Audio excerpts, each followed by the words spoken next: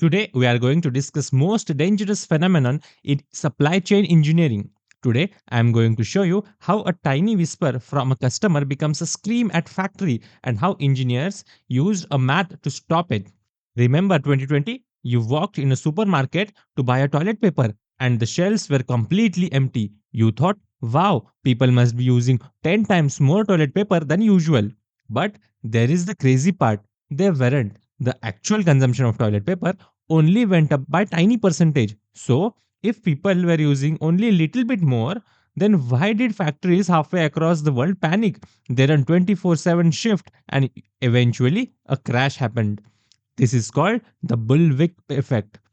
It is the single most dangerous phenomenon in the supply chain engineering. Today, I am going to show you how a tiny whisper from a customer becomes the scream at the factory and how engineers solved it. To understand this, let us play a game. Imagine you are a Bob, a store manager. You usually sell 10 units of widget X a week and you are comfortable. One week, few extra people buy widget X. You sell 12 instead of 10. A small bump.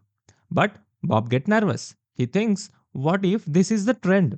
I don't want to run out. So to be safe, he doesn't order 12 from the wholesaler, he orders a 15, just 3 more extra. Okay, now look at the wholesaler. They see an order of 15. They think, wow, demand jumped from 10 to 15. That's a 50% increase. I better stock up before the price rises. So they don't order 15 from the distributor. They order 25 just to be safe. Finally, the factory gets the order. They see demand has gone from 10 to 25. They panic. They think the product going viral. They hire overtime workers, they buy new machines, and they ramp the production to build 40 units. And there it is. The customer demand changed by 2 units, but the factory production changed by 30 units. The wrist moved by an inch, but the tip of the whip moved by 10 feet. This is called the bullwhip effect. But wait, the store gets worse.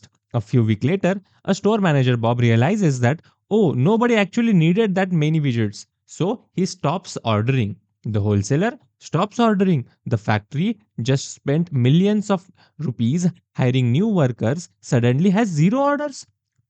They have a warehouse full of stuff nobody wants. They have to lay off people.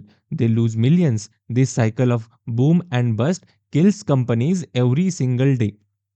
So, how do industrial engineers fix this? We can't change human psychology. People will always panic to buy, but we can change the information flow. The solution is information transparency. In old days, the factories only saw what the wholesaler ordered. They were blind to the real customer. In a smart supply chain or Industry 4.0 setup, the factory gets the data directly from the point of sale. When you scan an item at the checkout, the factories know instantly. They don't react to the wholesaler's panic. They react to the actual consumption of the customers. The bull effect teaches us one big lesson. In complex systems, acting on gut feeling usually leads to a disaster. You need data, you need a simulation. Now that we have fixed the supply chain, how do we actually build a product faster?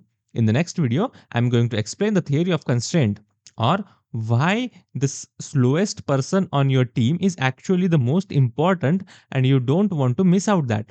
Don't forget to subscribe for more engineering stories. See you next time.